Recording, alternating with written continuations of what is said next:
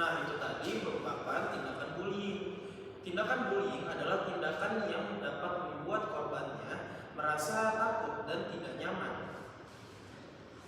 Nah, maka dari itu, pada kali ini kami akan menyampaikan mengenai bullying dan cyberbullying dalam konsep ATHG. Ancaman, tantangan, hambatan, dan gangguan. Sebelumnya, perkenalkan, nama saya Zumar Fakhri Azhar, absen 32. Saya Kira Saki, absen 22. Saya Jasmine Agatha Tiara, nomor absen 21.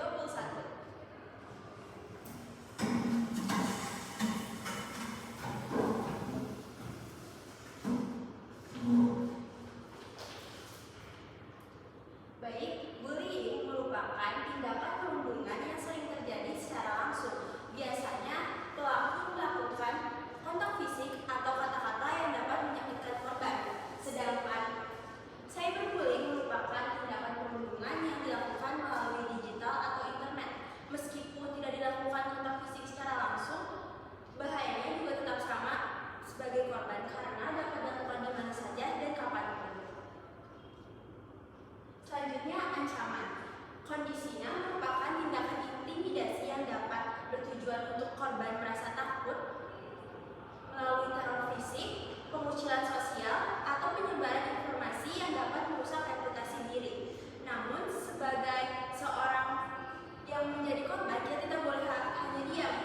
Kita dapat melakukan 3 hal. Yang pertama, dokumentasi bukti. Simpan tangkapan layar, rekaman video sebagai barang bukti. Yang kedua, putus interaksi. Jangan berhubungan lagi dengan pelaku agar tidak membuat situasi semakin panas.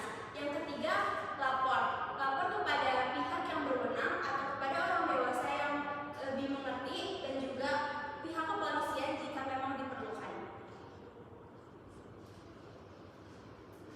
Memasuki bagian tantangan, berikut adalah kondisi serta solusinya.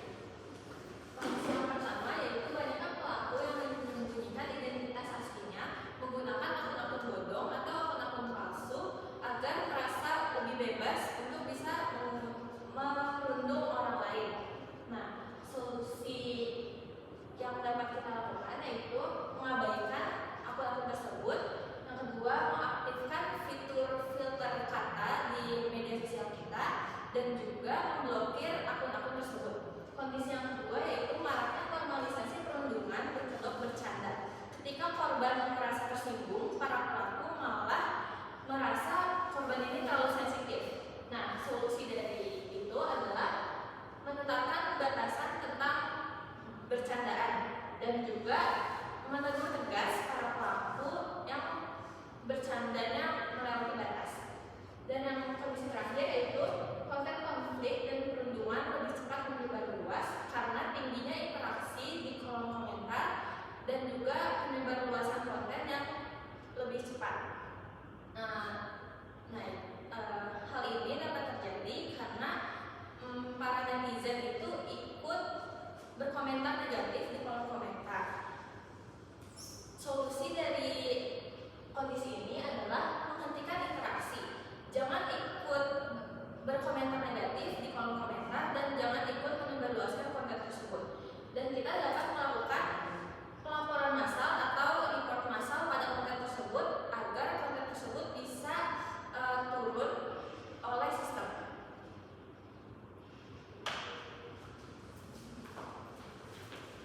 Kemudian kita masuk ke dalam fase hambatan. Dalam fase hambatan ini ada kondisi-kondisi tertentu. Salah satunya seperti kondisi yaitu ketika korban takut atau malu melapor karena khawatir situasi akan menjadi buruk. Nah, biasanya kalau kayak gini, solusi dari kondisi seperti ini yaitu kita bisa bercerita kepada orang tua, guru, atau teman ataupun orang yang memiliki hak tertentu untuk melakukan tindakan.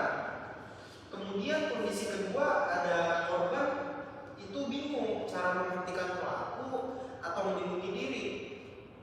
Nah, biasanya kalau dalam kondisi seperti ini, solusi yang bisa kita dapatkan yaitu dengan memblokir akun pelaku dan atur privasi akun agar lebih aman. Kemudian dalam kondisi yang ketiga, biasanya korban kesulitan untuk membuktikan cyberbullying karena buktinya sudah dihapus. Nah, biasanya jika seseorang sudah terkena cyberbullying, itu harus sekali untuk menyimpan gambar dengan tangkapan layar atau screenshot agar dia memiliki bukti bahwa dia terkena cyberbullying. Itulah solusi dari kondisi ketiga.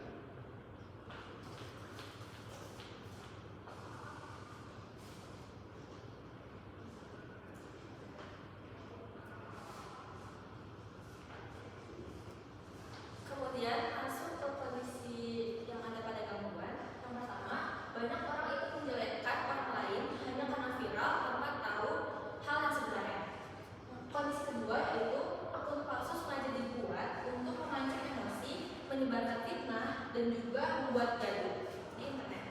Dan yang ketiga, kelompok yang sengaja mengecilkan dan mengintimidasi teman yang dianggapnya lemah.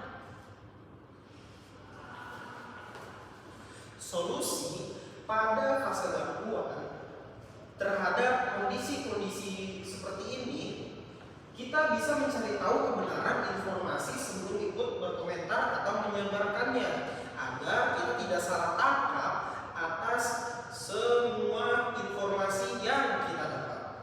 Kemudian yang kedua, kita bisa mengabaikan dan tidak membalas pesan dan langsung melaporkan akun tersebut ke pihak aplikasi ataupun pihak yang berwajib dan berhak untuk memblokir atau menghapus akun yang melakukan cyberbullying tersebut.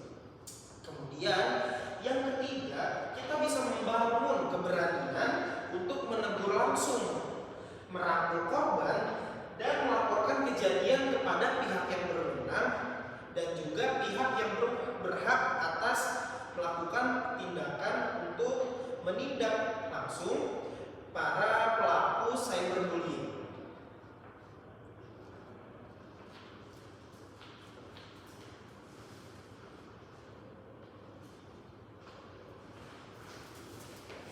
Nah, mungkin cukup segitu saja presentasi tentang ATHG kami mengenai cyberbullying dan bullying.